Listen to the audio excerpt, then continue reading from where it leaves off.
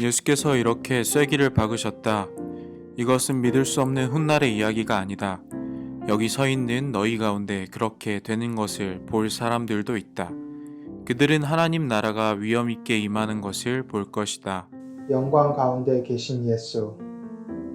엿새 후에 그들 가운데 세 사람이 정말 그것을 보았다. 예수께서 베드로와 야고보와 요한을 데리고 높은 산에 올라가셨다. 그리고 그들 눈앞에서 그분의 모습이 완전히 변했다. 그분의 옷은 아무리 표백해도 더 하얘질 수 없을 만큼 반짝반짝 빛났다. 엘리야와 모세가 함께 나타나서 예수와 깊은 대화를 나누고 있었다. 베드로가 끼어들었다. 랍비님, 지금은 중대한 순간입니다. 기념비 셋을 세우는 것이 어떻겠습니까?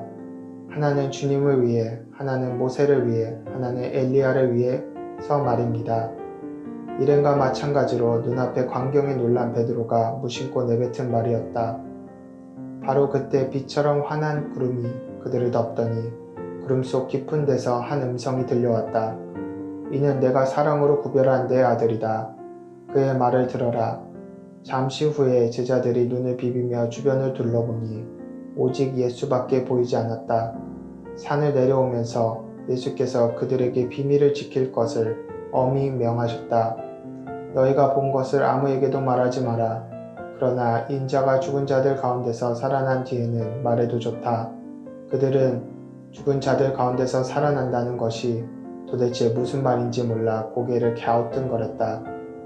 중간에 제자들이 물었다. 종교학자들은 왜 엘리야가 먼저 와야 한다고 말합니까? 예수께서 대답하셨다. 과연 엘리야가 먼저 와서 인자가 올 때를 위해 모든 것을 준비한다. 사람들이 이 엘리야를 업신여겼고 사람들이 인자도 똑같이 업신여길 것이다.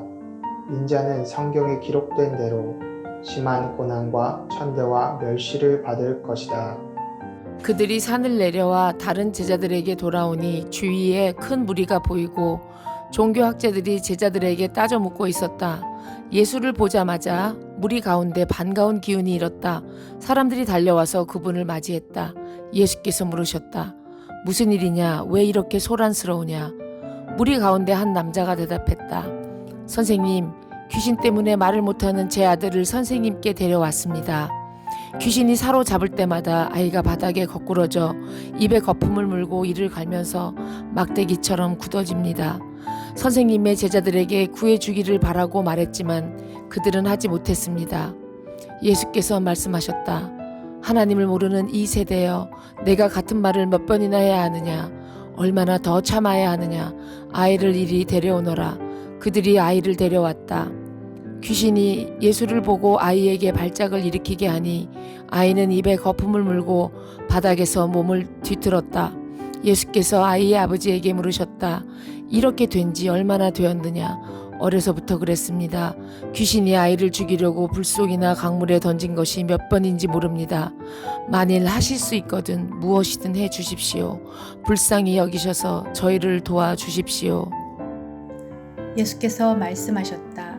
만일이라니 믿는 사람에게 만일이란 없다. 모든 것이 가능하다. 그분의 입에서 말이 떨어지기가 무섭게 아이의 아버지가 부르짖었다. 제가 믿습니다. 의심하지 않도록 도와주십시오. 무리가 속속 모여드는 것을 보시고 예수께서 악한 귀신에게 명령하셨다. 벙어리의 귀머거리 귀신아, 내가 내게 명한다. 아이에게서 나와 다시는 얼씬거리지 마라. 귀신은 고함을 지르고 마구 몸부림치면서 나갔다. 아이는 송장처럼 핏기가 없어졌다. 그러자 사람들이 아이가 죽었다고 말하기 시작했다. 그러나 예수께서 아이의 손을 잡아 일으키시자 아이가 일어섰다.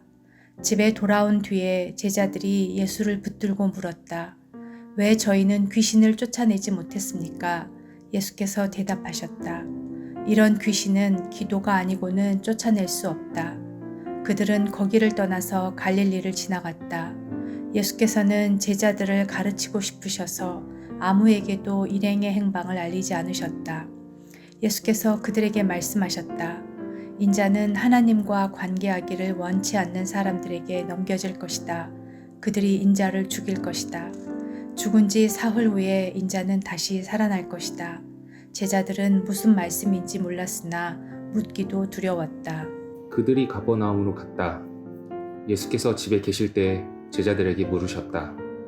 너희가 길에서 토론하던 것이 무엇이냐? 불안한 침묵만 흘렀다. 그들은 자기들 가운데서 누가 가장 큰 사람인지를 두고 서로 입씨름을 벌였던 것이다. 예수께서 자리에 앉아 12제자에게 말씀하셨다. 너희가 첫 자리를 원하느냐? 그렇다면 끝자리를 가거라. 모든 사람의 종이 되어라. 예수께서 방 한가운데 어린아이를 하나를 세우시고 아이를 품에 앉으며 말씀하셨다. 누구든지 이 어린아이들 가운데 하나를 나처럼 품으면 곧 나를 품는 것이고 또 나를 훨씬 넘어서서 나를 보내신 하나님을 품는 것이다. 요한이 입을 열었다. 선생님, 어떤 사람이 주님 이름으로 귀신을 쫓아내는 것을 보고 우리가 막았습니다. 그가 우리에게 속한 사람이 아니어서 그렇게 했습니다. 예수께서 기뻐하지 않으셨다. 그를 막지 마라. 내 이름으로 선하고 능력 있는 일을 하고서 바로 나를 깎아내릴 사람은 없다. 그가 적이 아니라면 곧 우리 편이다. 누구든지 내 이름으로 너희에게 물 한 잔만 주어도 그는 우리 편이다. 하나님이 반드시 알아주실 것이다. 그러나 너희가 어린아이처럼 순진하게 믿는 이들 중에 하나를 괴롭히고 못살게 굴거나 그들의 믿음을 이용하면 너희는 곧 후회하게 될 것이다. 차라리 너희 목에 맷돌을 달고 호수 한복판에 뛰어드는 편이 낫다. 내 손이나 발이 하나님께 방해가 되거든 찍어내버려라. 손이나 발이 없더라도 살이 있는 것이 두 손과 두 발을 보란듯이 가지고서 영원히 불타는 용광로 속에 있는 것보다 낫다. 또 내 눈에 너를 하나님에게서 멀어지게 하거든 뽑아내버려라. 한눈으로 살아있는 것이 지옥불 속에서 2.0 시력을 발휘하는 것보다 낫다. 머지않아 모든 사람이 재련의 불 속을 지나겠지만 너희는 영원한 불꽃으로부터 보호받고 보존될 것이다. 너희는 스스로 보존하는 자가 되어라. 평화를 지키는 자가 되어라.